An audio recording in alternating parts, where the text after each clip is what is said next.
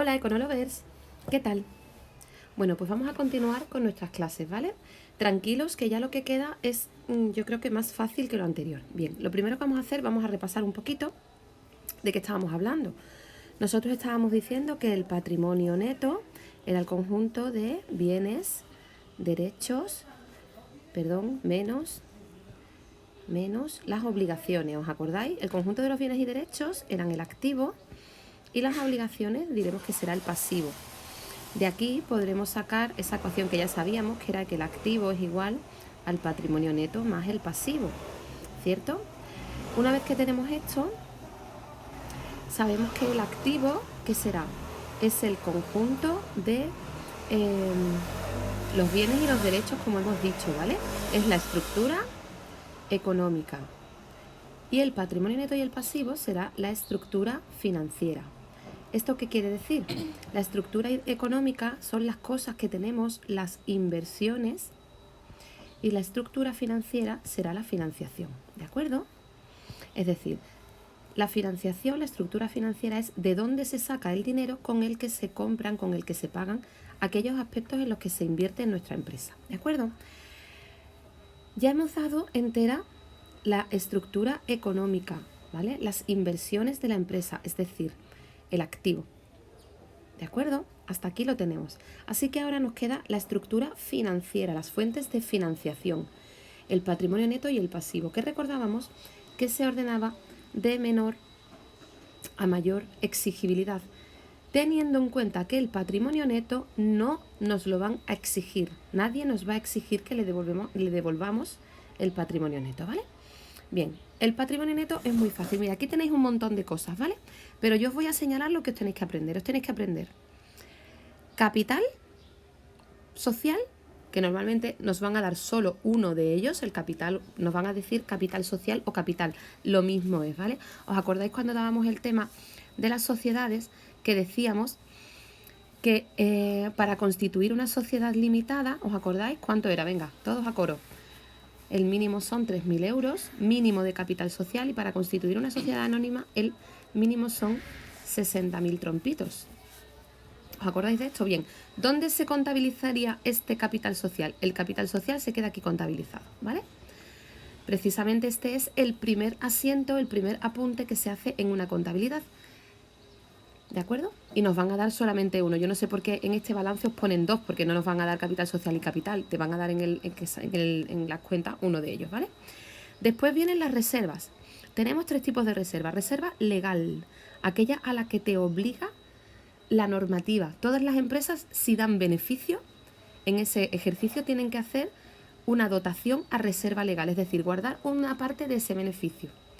Después están las reservas voluntarias, que como su propio nombre indica, son voluntarias. La empresa lo hace si quiere hacerlo.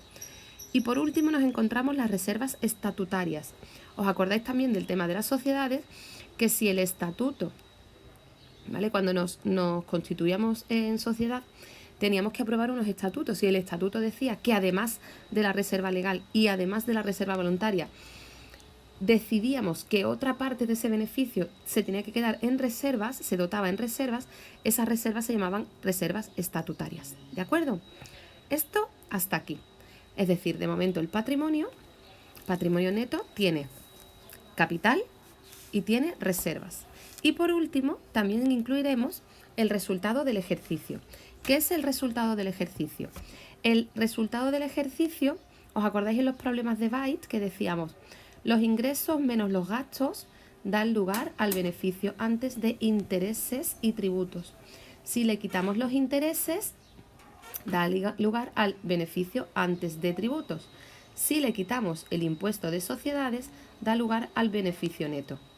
Pues este beneficio neto, una vez que ya hemos restado el impuesto de sociedades, será precisamente el resultado del ejercicio. Fijaros, nunca se ha dado el caso, pero podrían enlazar un problema de Byte con un problema de balances. Sería precioso, ¿verdad? Estáis todos pensando lo mismo que yo. Qué bonito sería. Bueno, como esto hasta el momento, lo que hemos contado no es nada del otro mundo, yo voy a continuar con el pasivo, ¿vale? Vamos a borrar por aquí, perdonadme un segundín. Perdonadme, pero es que estoy haciendo grabaciones de pantalla y entonces no me deja pararlo o yo no sé, ¿vale? Bien, ahora vamos a ver el pasivo. El pasivo se divide en dos partes, que serán el pasivo no corriente, es decir, a largo plazo se pone LPL, L barra PL, y pasivo corriente, es decir, corto plazo. Igual que teníamos la división en el activo, entre el activo no corriente y el activo corriente, ¿de acuerdo? Del mismo modo lo tendremos en el pasivo. En este caso, en vez de estar hablando de los bienes y derechos del activo, estamos hablando de las obligaciones, ¿vale? De las obligaciones que tiene la empresa y que recogemos en el pasivo. Obligaciones con un plazo de devolución mayor que un año o menor que un año, según sean largo plazo, más de un año, corto plazo, menos de un año. ¿De acuerdo? Bien. Pues vamos a ver primero qué se encuentra dentro del pasivo no corriente. Os voy a señalar del mismo modo lo que hace falta que os estudiéis, ¿vale? No me hace falta ni que os estudiéis este, ni este, ni este, porque lo que no parece decir lo mismo. Fijaros cómo empiezan. Pasivo no corriente, ¿qué son? Como hemos dicho, son nuestras obligaciones, nuestras deudas. Pues, deudas. Fijaros, otra vez deudas, gracias. Proveedores y efectos. Vamos a ver qué es eso de... Bueno, cuando nos dicen deudas a largo plazo con entidades de crédito, pues es eso, que nosotros, nuestra empresa, ha contraído deudas, por ejemplo, tiene un préstamo. Un préstamo, ¿os acordáis que yo decía, ¿por qué tengo yo una casa? Activo. Pues porque tengo un préstamo que tengo que devolver. El banco me dio el préstamo, que es mi pasivo, que es las obligaciones que yo tengo que devolver. Y gracias a eso yo me pude comprar la casa que incrementó mi activo. Pues en este caso ya estamos hablando del caso de las empresas. Nuestra empresa, la sociedad, tiene una deuda a largo plazo, que estaría aquí, con entidades de crédito, por ejemplo, pues que el banco me ha dado un préstamo, o deudas a largo plazo. Esas dos son muy fáciles de localizar. Cuando tú veas una cuenta en los problemas que hagamos, que diga, que se llame deudas, pues ya sabes que es un pasivo. Y si es a largo plazo, no tiene más remedio que ser no corriente. Estas dos son muy fáciles. Y luego tenemos estas otras dos, ¿vale? Tenemos los proveedores de inmovilizado a largo plazo. Bueno, que sean de inmovilizado a largo plazo o que sean de lo que sea, me da igual. La cuestión es, me da igual, que es la que os ponen a vosotros, ¿no? ¿Qué es un proveedor? Un proveedor es alguien que a mí me vende, ¿vale? Y a quien, por ejemplo, me vende, ¿qué te digo yo? Folios, mi proveedor de folios, para que yo pueda escribir y hacer mis problemitas. Y a quien yo, de momento, no le he pagado. Como no le he pagado, ¿qué tengo? Tengo una deuda, tengo una obligación. Y por tanto, como tengo que pagarle a mi proveedor, ¿dónde estará? En el pasivo. Y como me dicen que es a largo plazo, pues ya sé que es pasivo no corriente. ¿De acuerdo? Eso hasta aquí. ¿Cuál me quedaría? Me quedarían los efectos a pagar a largo plazo. Vamos a ver. ¿Y qué es un efecto? Esto ya es un poquito más complicado, ¿vale? Voy a intentar explicároslo. De todos modos, vuelvo a repetir. Todo esto es para que comprendáis lo que estáis haciendo, pero en realidad no te hace falta, ¿vale? Si esta te la tienes que estudiar a cabezazo, pues hijo mío, lo siento, ¿vale? Cabezazo. Los efectos, cabezazo. Los efectos son pasivo no corriente. De todos modos, te lo explico. ¿Qué son los efectos? Los efectos comerciales o los efectos en general son, es un medio de pago, ¿vale? Un medio de pago que está aplazado. En este caso está aplazado a largo. Y que se documenta en una letra de cambio, ¿vale? Medio de pago aplazado, documentado en una letra de cambio. ¿Qué es eso de una letra de cambio? A ver, imagínate, un medio de pago puede ser el dinero, el primero, ¿no? El dinero, ¿os acordáis cuando lo dábamos en cuarto y... medio de pago, el dinero. Un medio de pago puede ser mi tarjeta de crédito. Un medio de pago puede ser la tarjeta del banco, ¿vale? De débito, de crédito, ¿os acordáis de todo aquello? Bien. Pues un medio de pago también es una letra de cambio. Una letra de cambio es un documento, ¿vale? Un documento en el que el emisor, ¿vale? Ordena ordena a otra persona que le pague a un tercero un dinero. ¿Cómo? Por ejemplo, Lala ordena a Manolo Quijano, ordena a Manolo Quijano, borro, ordena a Manolo Quijano que le pague un dinero, ¿a quién? A Eugenio Vega. Vamos a meterlo en el ajo que Beatriz se lo estará dando. ¿Eso por qué?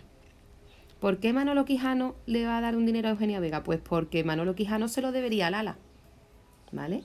Pero en vez de Lala pedírselo a Manolo y dárselo a Eugenio, se hace una letra de cambio para que se lo pague directamente.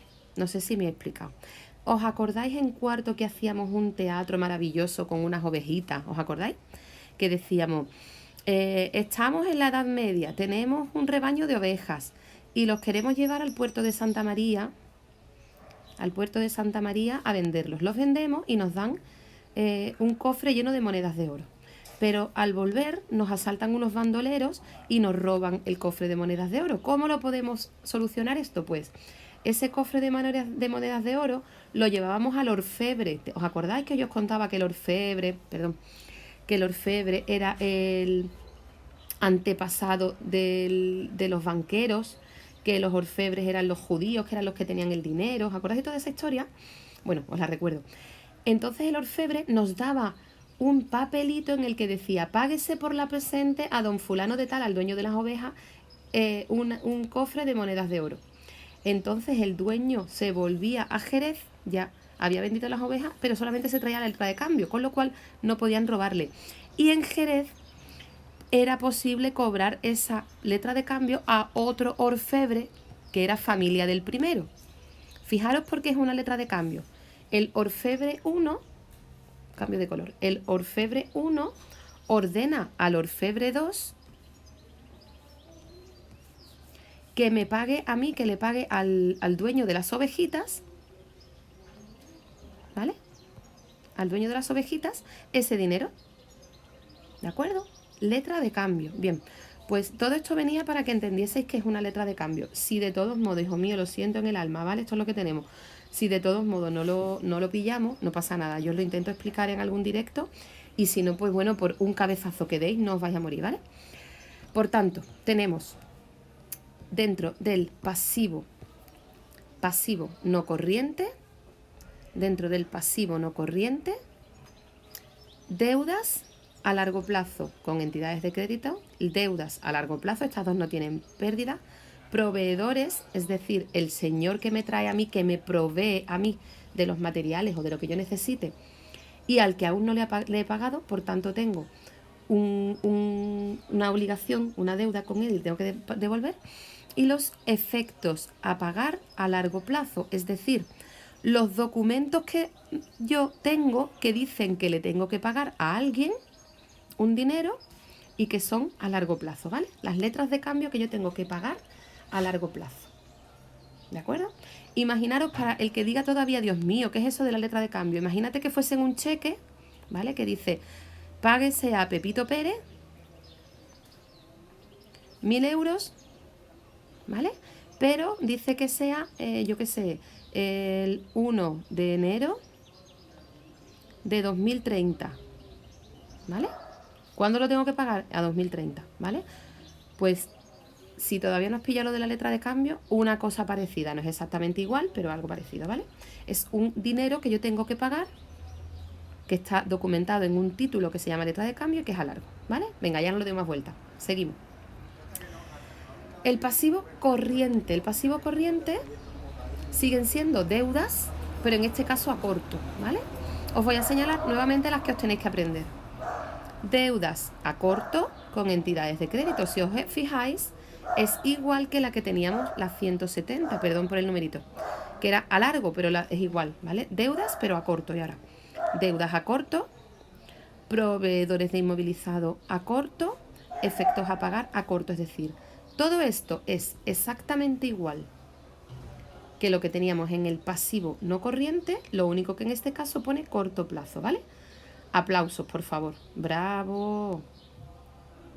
¿Por qué aplauso, hijo? Pues porque ya te lo sabe de arriba, pues ya te lo sabe aquí abajo, no hay más problema, ¿vale? Bien.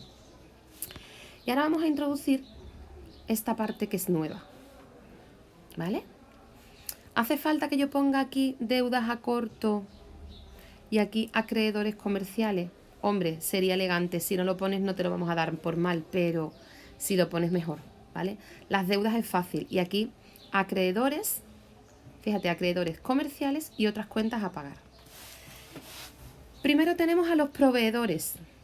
Ya no ponen de inmovilizado a corto plazo. El proveedores a secas está aquí abajo, ¿vale? Proveedores, efectos comerciales a pagar. Es decir, vamos a tener 3 proveedores aquí. 1, 2, 3. ¿Por qué nos los diferencian? Bueno, a los proveedores podemos haberle documentado o no ese pago que queda pendiente de muchas formas. Por ejemplo, sencillamente una factura, ¿vale? A ti te han dado una factura y las facturas pueden pagarse a 30, a 60 o a 90 días. ¿Qué quiere decir? Imagínate que es una factura a 90 días. Tengo 3 meses para pagarla, ¿vale? Debo dinero a ese señor, ¿vale? Y está documentado ¿dónde? En una factura. O, en este caso, en la 401, perdón por lo del numerito, pero para ubicaros, en efectos comerciales. Y en la 400 sencillamente proveedores y punto, ¿vale? Lo que tú tienes que saber es dónde ubicarlas. Pues los de proveedores es muy fácil. Proveedores siempre es pasivo y según si te dice corto o largo, sabrás dónde la pones. Te puedes decir, es que hay 2 aquí que no pone corto ni largo. Bueno, pero la de largo siempre va a ponerte largo. En la que es largo plazo, siempre te va a poner largo plazo. Es decir, todos los proveedores en las que no pone largo plazo es que son a corto, ¿vale? Y está dentro de los acreedores comerciales. Bien. Y ahora tenemos estas 2 últimas cuentecitas, ¿vale? Que os voy a explicar. Vamos a borrar un poquito, que esto está un poco embarullado. Fuera. Bien, borrado. Fuera. Estas 2 últimas. Tenemos este subgrupo que se llama acreedores comerciales y otras cuentas a pagar, ¿vale? Con que le pongáis acreedores yo ya me quedo tranquila. Bien, ¿quiénes son acreedores? Acreedores son aquellos a los que les debemos dinero. Yo les debo dinero a estos señores, mi empresa les debe dinero. Y resulta que no necesariamente tienen que ser proveedores. Si fuesen proveedores lo pondríamos aquí, ¿vale? Le debo dinero por otro tipo de motivo. Pues aquí nos ponen solo 2, ¿vale? Por prestaciones de servicios, ese acreedor me ha prestado un servicio. Imagínate que ese acreedor, pues ¿qué servicio me puede haber prestado? Pues es un abogado que nos ha llevado un caso, un asunto concreto y al que aún no le hemos pagado. Es un acreedor, le debo dinero por prestación de servicios.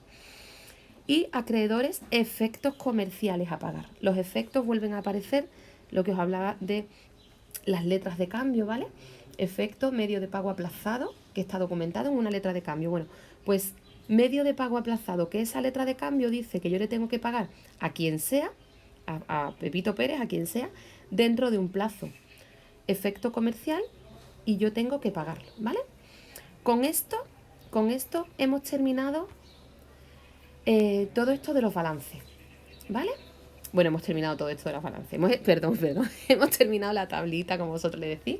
Hemos terminado el cuadro de cuentas del balance de situación, que es como se llama, ¿vale? Cuadro de cuentas del balance de situación. Lo vamos a dejar aquí, ¿vale? Mañana os voy a subir un vídeo que no os tenéis que estudiar, que es simplemente para que tengáis una idea de cómo funciona la contabilidad, ¿vale? Una ideita. Ese es el de mañana, que no hay que estudiárselo. Tomáis un poquito de apunte, pero no simplemente para comprender. Si queréis tomáis apuntes, si no simplemente lo veis, ¿vale? Solo para comprenderlo, ¿vale? Y ya el siguiente día pues empezamos a hacer problemas, ¿de acuerdo? Lo que sí os pido por favor que le deis una vuelta a todas las cuentas que hemos visto, que os veáis los vídeos anteriores un par de veces y este también, ¿vale? Y ya para el siguiente día pues vemos cómo funciona todo esto, ¿vale? Venga, un besito, cuidaros mucho.